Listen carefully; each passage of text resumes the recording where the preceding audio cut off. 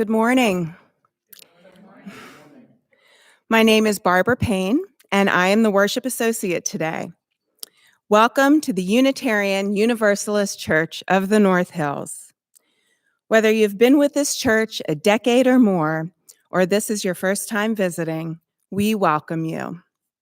Whatever the faith and traditions of your past, we welcome you. Whatever your theological stance, we welcome you. Whoever you are and whomever you love, we welcome you. Whoever you are, whatever your journey has been, we welcome you. Newcomers and guests are always welcome to participate in any of our church activities. If you'd like more information about our church or Unitarian Universalism, please talk to our minister, Reverend Jane Thixton. You can find her contact information on our website. Regarding joys and sorrows this morning, to submit one electronically on our church website, scroll all the way to the bottom.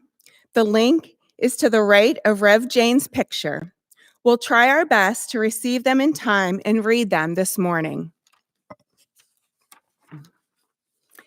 Announcements.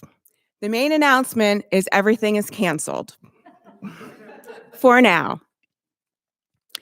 You all likely received this email, but I'm going to read it to you anyway to expand on our announcements. The board, the minister, and others are working diligently on how the church should deal with the current pandemic. Here's an update as to where we are currently. There will be no in-person Sunday services or religious education classes through the end of March. The board, along with the minister, will monitor the situation and provide additional information and dates. A task force is working on streaming the Sunday morning service, and our director of Lifespan Faith Development is making plans for an online Sunday evening service for families. Details will be announced when the process is in place. The stewardship event for March 21st has been canceled. Effective March 15th, fellowship groups, including coffee house, craft group, ukulele group, bocce, etc., will be canceled until the end of the month when we will reevaluate the situation. Small team and committee meetings can happen at the discretion of the group. We would encourage groups to use an online format for meeting. We are currently working on ways to do this. Watch for more information as it becomes available. Please remember to make your pledge payments. Go to the website and click on the donate button at the top right of the homepage. Please have patience as we navigate this ever-changing situation. Again, welcome to the Unitarian Universalist Church of the North Hills. It is good to be together, even virtually.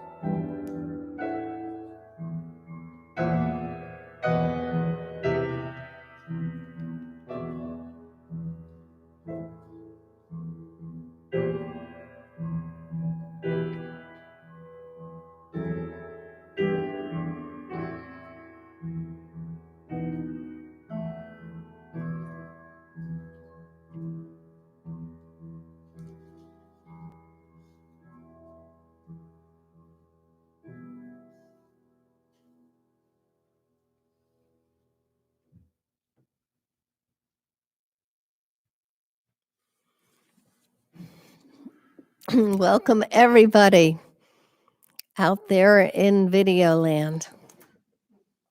These are strange times indeed, aren't they? I hope all of you out there on your computers are able to feel as much a part of our worship today as if you were in the room with us, as usual.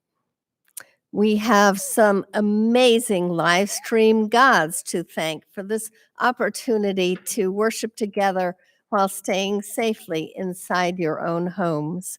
I want to thank particularly Nancy and Joyce Kepner and Don Nelson. Thanks so much.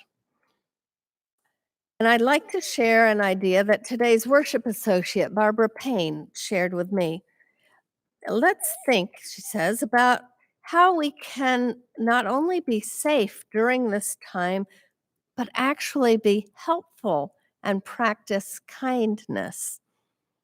Like things like call people more often, especially older people who might be extra secluded during this time. We can use this social distancing to actually get closer to others in different ways, or to reach out to others we might normally not have time for. It can be a real gift, this disruption of our routines, this forced time at home. With our congregational life so disrupted, it may feel like we can't be connected as much as usual. Well, I invite you to be more connected, starting with your connection to your deepest self. Write a poem, play a musical instrument, meditate, dance in your living room, read a novel. Then call somebody. Use the telephone or Skype or FaceTime. Use Breeze to find the phone number of someone in the congregation, someone you maybe never talked to except at coffee hour. And I'd like to remind you that we are in the midst of our annual pledge drive, when we raise the money necessary to keep our community alive for another year. Our theme is, it's not just money. And so may our generosity know no bounds. May we be generous with our money and with our time and our compassion and our forgiveness. Come, let us join together in the celebration of life.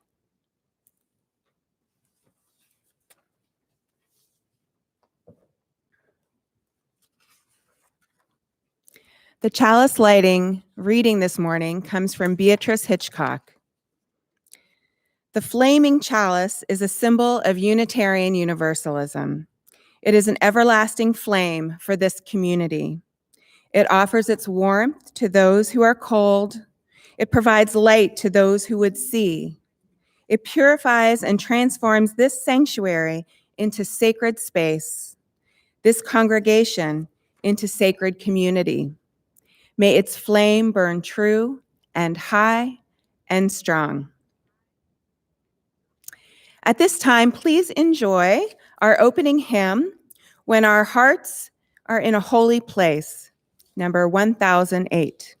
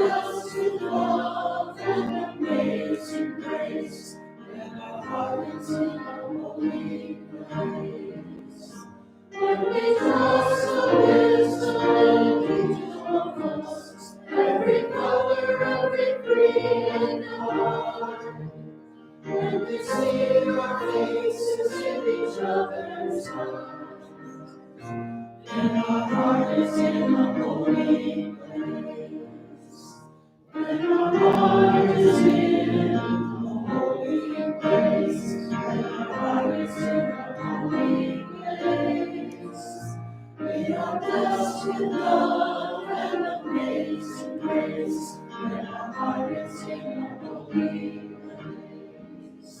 When we tell our story from deep inside, when we listen with the heart,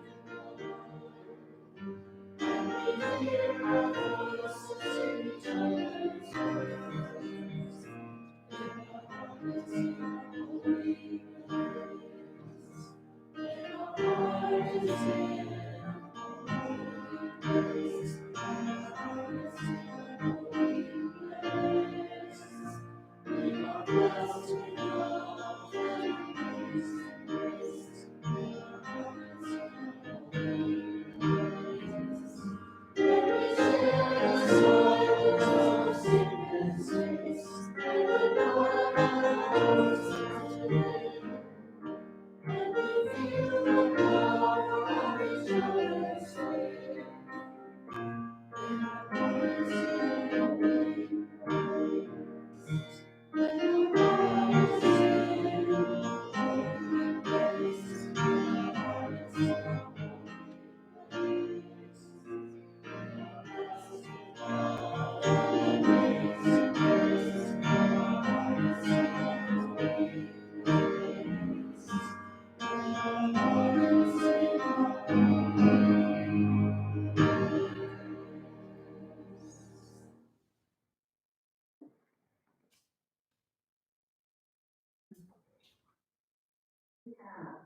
A stewardship testimonial today offered by Carol Balance. So I'll invite Carol up here.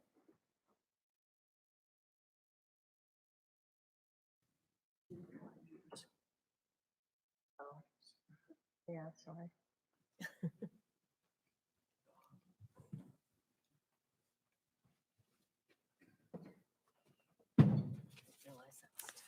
Good morning.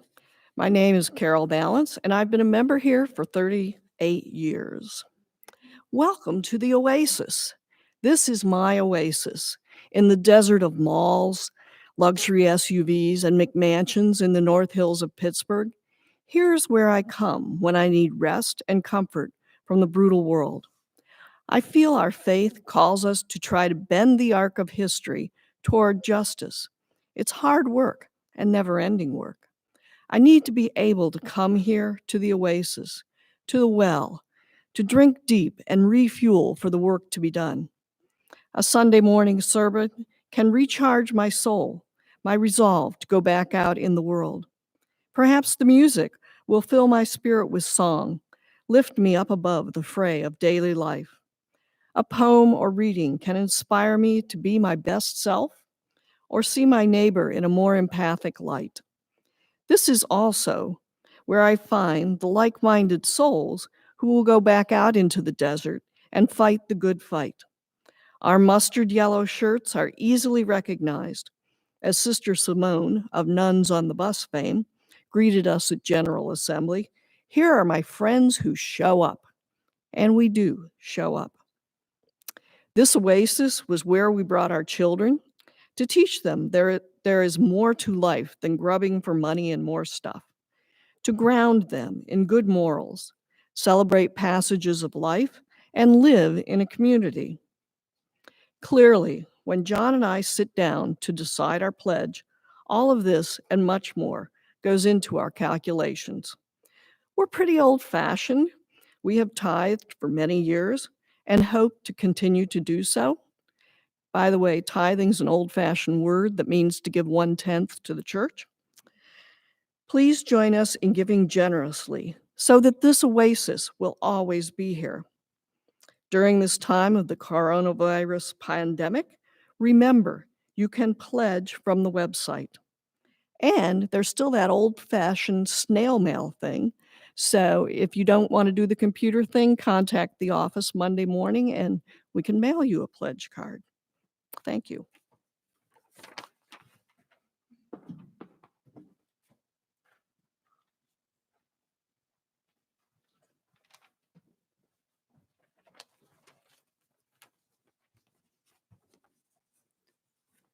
Hi, I'm Ruth Horwitz from the Lay Pastoral Care Team.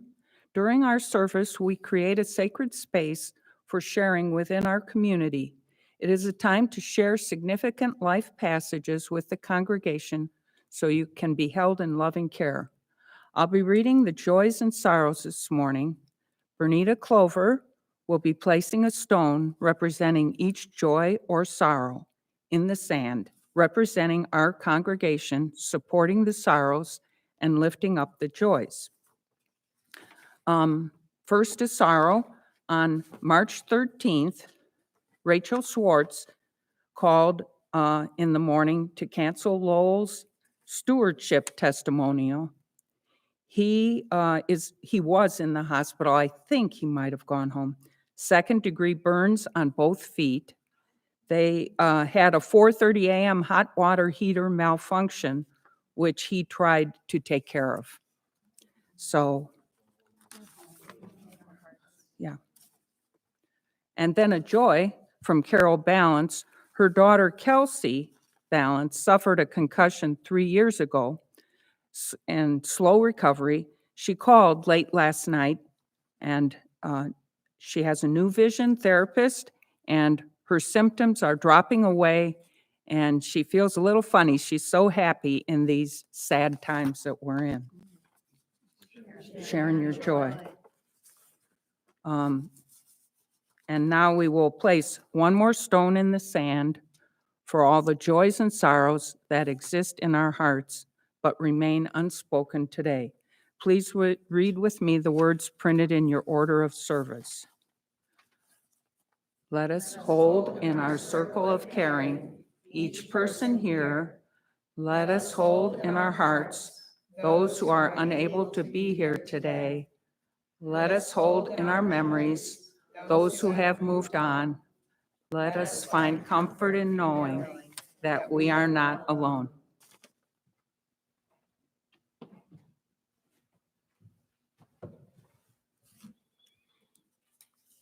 I invite you now to join me in a spirit of prayer or meditation. So please settle in a little more comfortably wherever you are and close your eyes if you wish.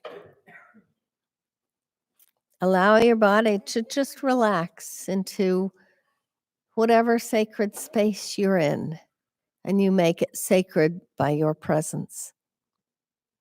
Breathe in deeply. Breathe out slowly. Breathing in compassion and breathing out peace.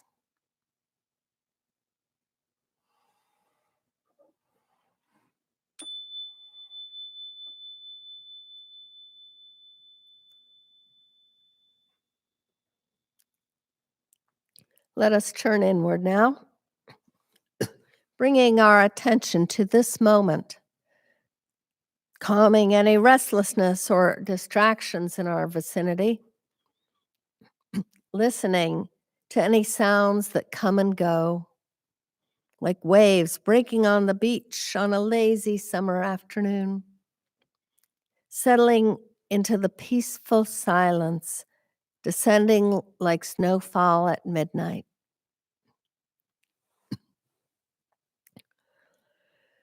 Let us remember the privileges, gifts, and pleasures we enjoy, the wealth, the opportunity, the resources, and the support that our birth, our position, our status, our class, and our means provide for us.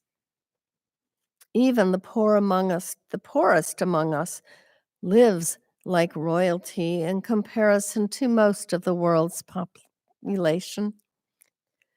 We live with a level of abundance hard for the Chinese peasants who stock our materialistic tendencies to comprehend. And yet we still suffer. For all our prosperity and success as a culture, there is so much dissatisfaction. We're embarrassed to discover money can't buy happiness. We see the suffering of others and react with shame and guilt. Rather than guilt, Let us feel gratitude for what we have received. Let our abundance open our hearts rather than close them to human need. Let our compassion not be drained through $20 checks for charitable indulgences. The planet, the cosmos, all that is holy yearns for unbartered concern offered with unconditional resolve. May we discover as we reach out to the other the truth of our collective as well as our individual inherent worth and dignity. May we experience directly and personally the interconnectedness of all existence of which we are a part. May we cherish and celebrate with reverence the high privilege of human birth and consciousness and act wisely for the benefit of all. So may it be. Amen. Let us pause for a few moments in silent reflection.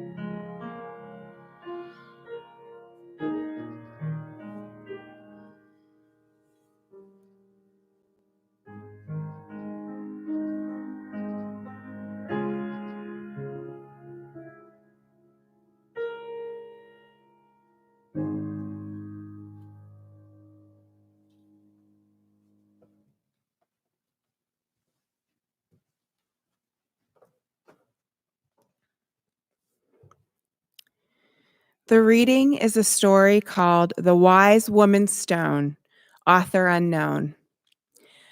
A wise woman who was traveling in the mountains found a precious stone in a stream. The next day, she met another traveler who was hungry, and the wise woman opened her bag to share her food. The hungry traveler saw the precious stone and asked the woman to give it to him. She did so without hesitation. The traveler left, rejoicing in his good fortune. He knew the stone was worth enough to give him security for a lifetime. But a few days later, he came back to return the stone to the wise woman. "I've been thinking," he said. "I know how valuable the stone is, but I give it back in the hope that you will give me something even more precious. Give me what you have within you that enabled you to give me the stone."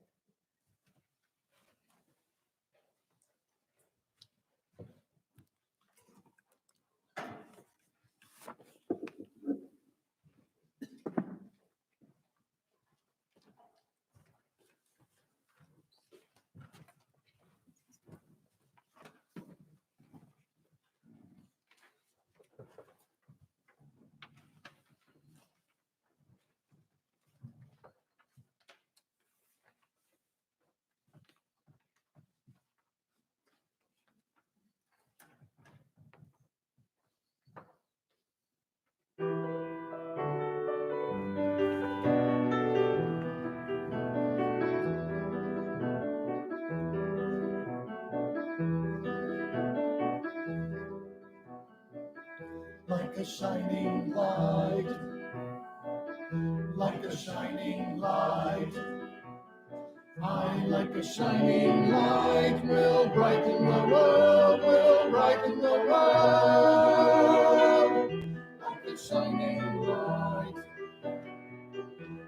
shining light. I like a shining light, will brighten the world, will brighten the world. Brighten the lonely with friendship, brighten the painful with comfort, brighten the anger with calmness, brighten despair with hope, brighten the taking with giving, brighten the doubting with trusting, brighten the evil with goodness, brighten the hatred with love. Like a shining light, like a shining light. Like a shining light, will brighten the world, will brighten the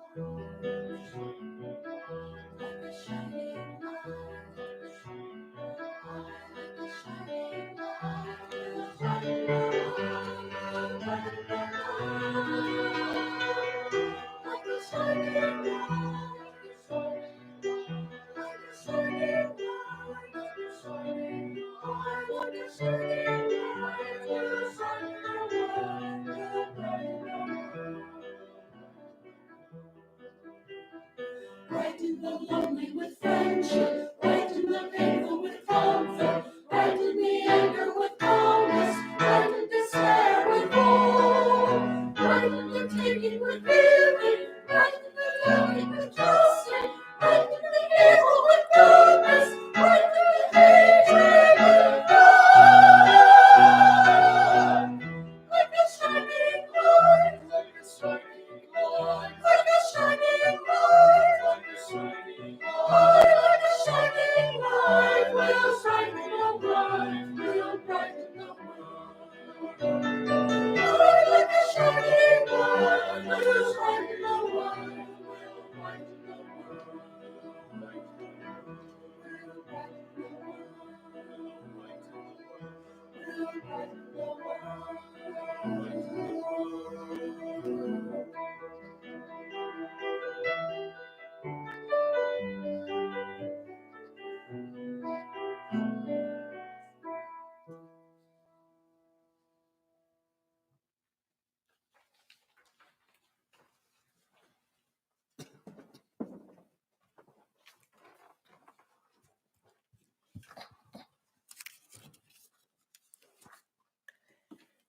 I love singing with the choir. Thank you for letting me. So, have you ever wanted to be independently wealthy? So well off you didn't have to work for a living? Well, boy, I have. Especially in my 20s when I was struggling to make ends meet. I wanted to have time to write, or at least to try. And instead, it felt like I was spending all my time behind the counter at Burger King. I thought that if I had enough to live on without having to work, I could work at whatever I wanted. I could volunteer my time doing the things that most accorded with my values and my interests. What if you were given a gift that would guarantee you would never have to work again? What if you met the wise woman on the road and she offered you the stone that was worth so much you knew you could live the rest of your life doing whatever you most wanted to do? Security for a lifetime. Wow, what a great gift. The gift would be of great value. Can you imagine the value of this gift? Can you imagine giving it back? Yet the traveler in the story seeks the wise woman out again in order to give back the stone, that extremely valuable stone that would give him freedom from toil and security for a lifetime. He gives it back because he wants something more valuable but what he asks for. Can that be given? He wishes for what is inside the wise woman that enables her to give such a valuable gift. We don't hear if he gets it or not. What do you think? Notice that he gives the stone back in the hope that she can give him something more precious. He doesn't give it back conditionally. He doesn't say he will give it back if she can give him something even more precious. No, he returns it, and then he asks if she can give him that other great gift. In doing so, he is well on the way to receiving it already.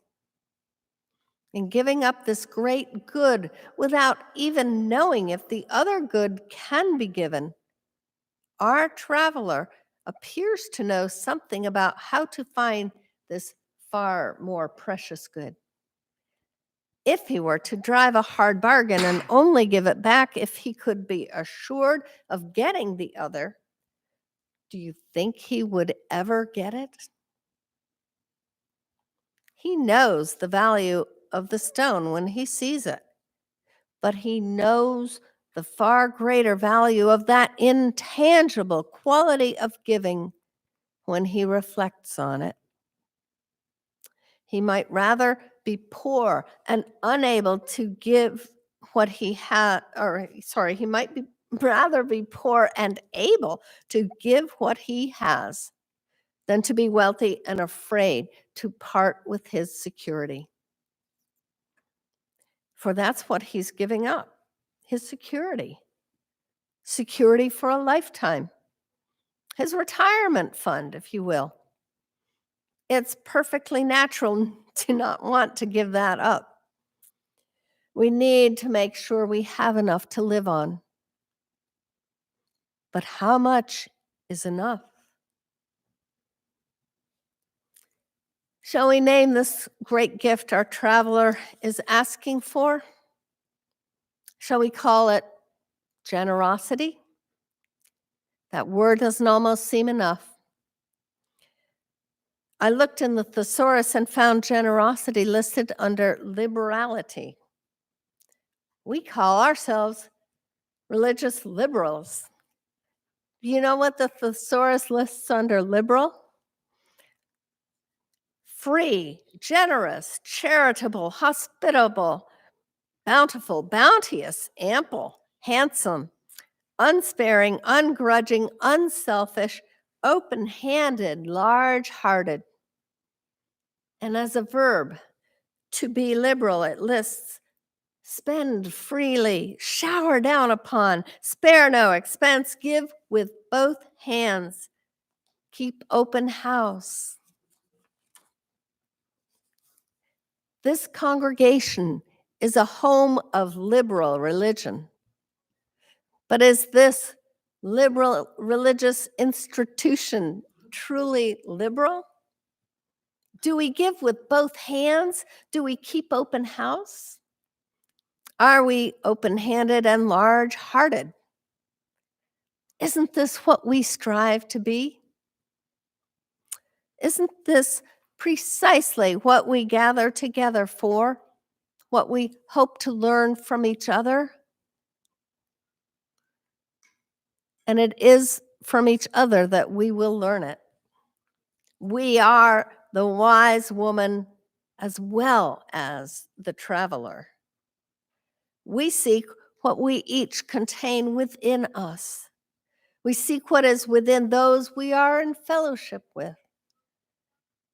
We find it, we learn it by seeing examples of it. We find it, we learn it by being examples of it.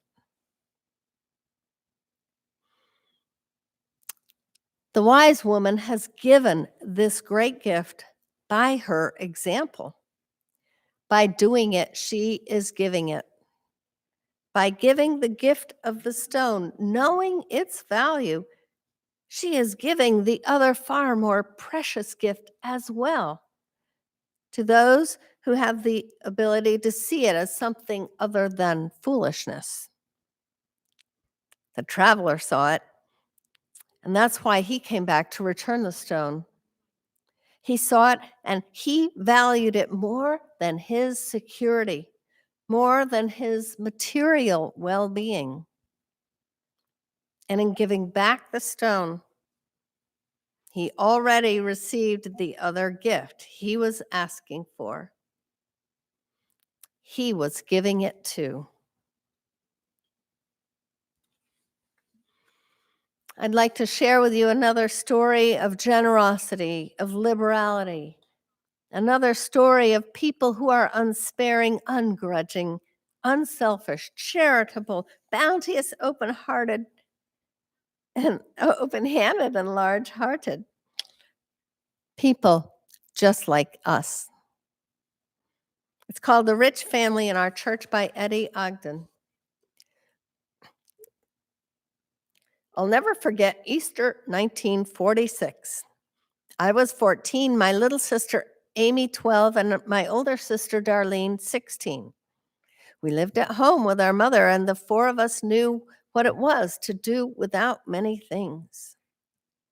My dad had died 5 years before, leaving Mom with 7 school kids to raise and no money.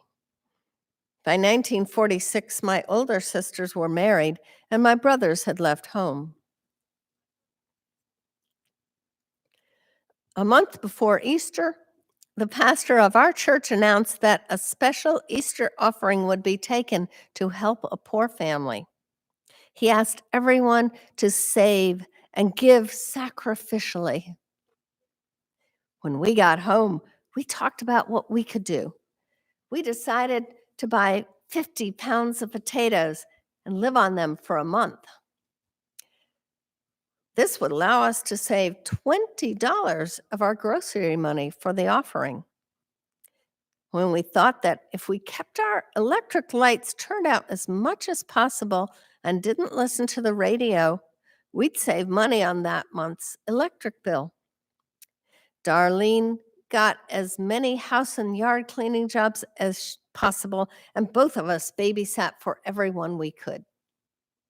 For 15 cents, we could buy enough cotton loops to make 3 pot holders to sell for $1. We made $20 on pot holders. That month was one of the best of our lives. Every day we counted the money to see how much we had saved. At night, we'd sit in the dark and talk about how the poor family was going to enjoy having the money the church would give them. We had about 80 people in church, so we figured that whatever amount of money we had to give, the offering would surely be 20 times that much. After all, every Sunday, the pastor had reminded everyone to save for the sacrificial offering. The day before Easter, Amy and I walked to the grocery store and got the manager to give us 3 crisp $20 bills and 1 $10 bill for all our change. We ran all the way home to show Mom and Darlene. We had never had so much money before. That night, we were so excited we could hardly sleep. We didn't care that we wouldn't have new clothes for Easter. We had $70 for the sacrificial offering. We could hardly wait to get to church. On Sunday morning, rain was pouring. We didn't own an umbrella, and the church was over a mile from our home, but it didn't seem to matter how wet we got. Darlene had cardboard in her shoes to fill the holes. The cardboard came apart and her feet got wet. But we sat in church proudly. I heard some teenagers talking about the Smith girls having on their old dresses. I looked at them in their new clothes, and I felt so rich. When the sacrificial offering was taken, we were sitting on the second row from the front. Mom put in the $10 bill, and each of us girls put in a 20. As we walked home from church, we sang all the way. At lunch, Mom had a surprise for us. She had bought a dozen eggs, and we had boiled Easter eggs with our potatoes. Late that afternoon, the minister drove up in his car. Mom went to the door, talked to him for a moment, and then came back with an envelope in her hand.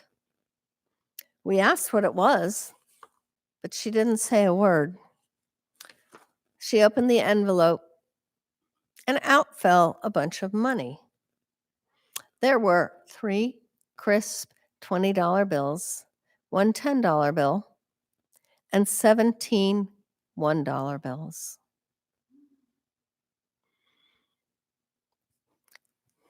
Mom put the money back in the envelope. We didn't talk, just sat and stared at the floor.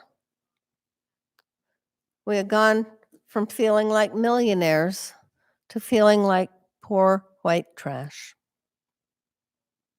We kids had had such a happy life that we felt sorry for anyone who didn't have our mom and dad for parents and a house full of brothers and sisters and other kids visiting constantly.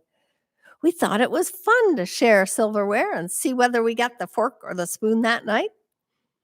We had 2 knives, which we passed around to whoever needed them. I knew we didn't have a lot of things that other people had, but I never thought we were poor. That Easter day, I found out we were. The minister had brought us the money for the poor family, so we must be poor. I didn't like being poor. I looked at my dress, my worn out shoes, and I felt so ashamed that I didn't want to go back to church. Everyone there probably already knew that we were poor. I thought about school. I was in the 9th grade and at the top of my class of over 100 students. I wondered if the kids at school knew we were poor. I decided I could quit school since I had finished the 8th grade. That was all the law required at the time. We sat in silence a long time. Then it got dark and we went to bed.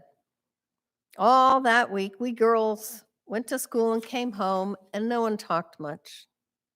Finally, on Saturday, Mom asked us what we wanted to do with the money. What did poor people do with money? We didn't know. We'd never known we were poor. We didn't want to go to church on Sunday, but Mom said we had to. Although it was a sunny day, we didn't talk on the way. Mom started to sing, but no one joined in, and she only sang one verse. At church, we had a missionary speaker. He talked about how churches in Africa made buildings out of sun-dried bricks, but they need money to build roofs. They need to buy the roofs. And he said that $100 would put a roof on a church. The minister said, "Can't we all sacrifice to help these poor people?" We looked at each other and smiled for the first time in a week. Mom reached into her purse and pulled out the envelope. She passed it to Darlene. Darlene gave it to me, and I handed it to Amy. Amy put it in the offering. When the offering was counted, the minister announced that it was a little over $100. The missionary was excited. He hadn't expected such a large offering from our small church. He said, "You must have some rich people in this church." Suddenly, it struck us. We had given $87 of that little over $100. We were the rich family in the church. Hadn't the missionary said so?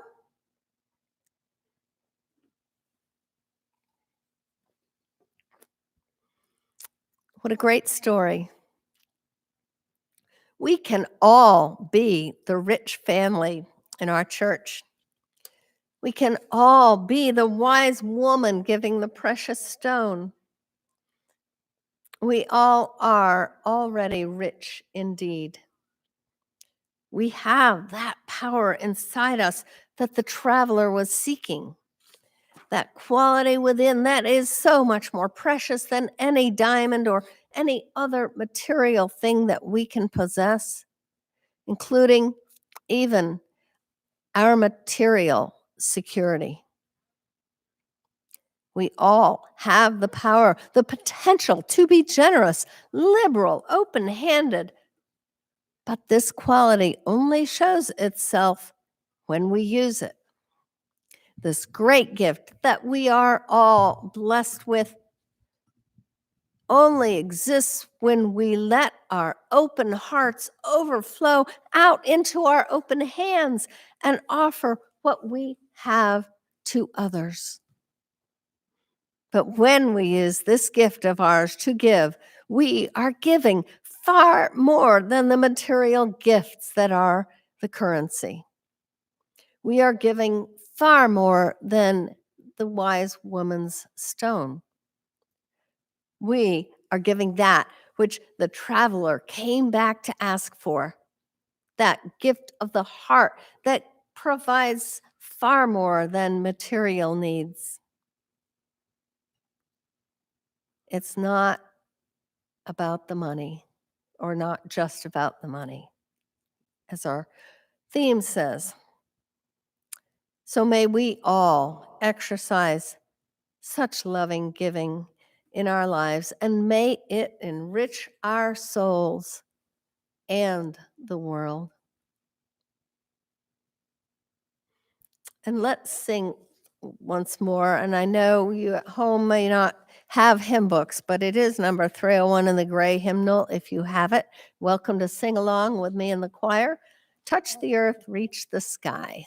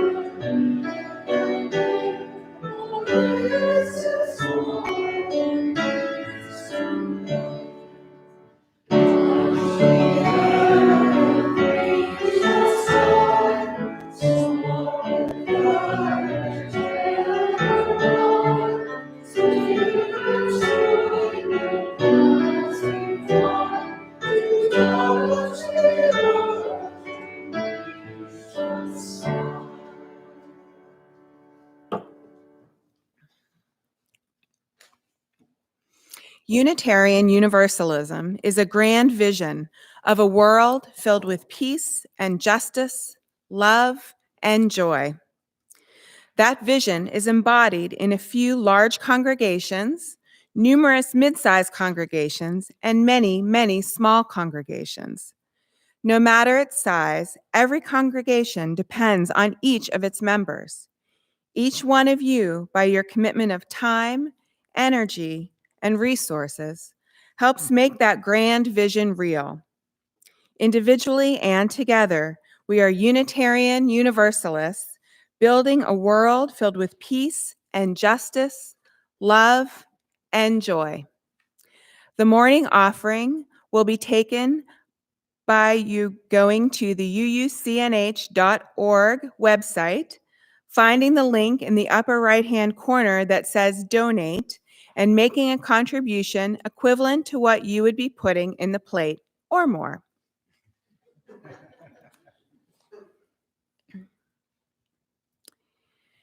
May these gifts and the work of our hands and hearts, pardon me, While they do that.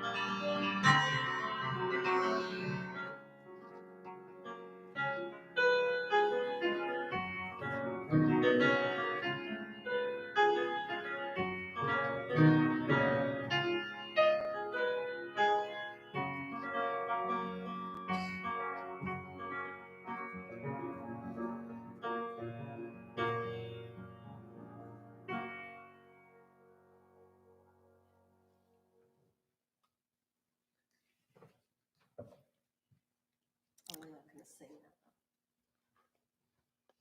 that. Okay,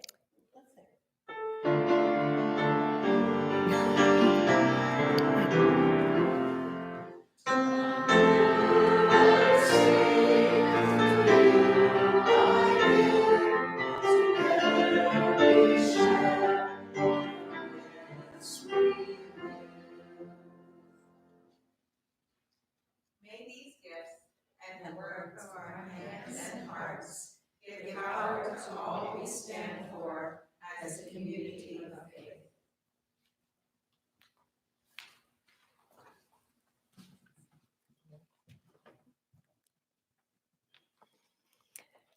So our virtual time together ends.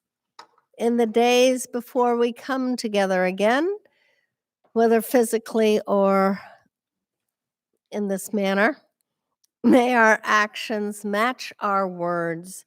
May our thoughts be filled with love and kindness. May our liberality flow from our hearts. And may we truly make a difference in a troubled world. Go in peace. Blessed be. Amen.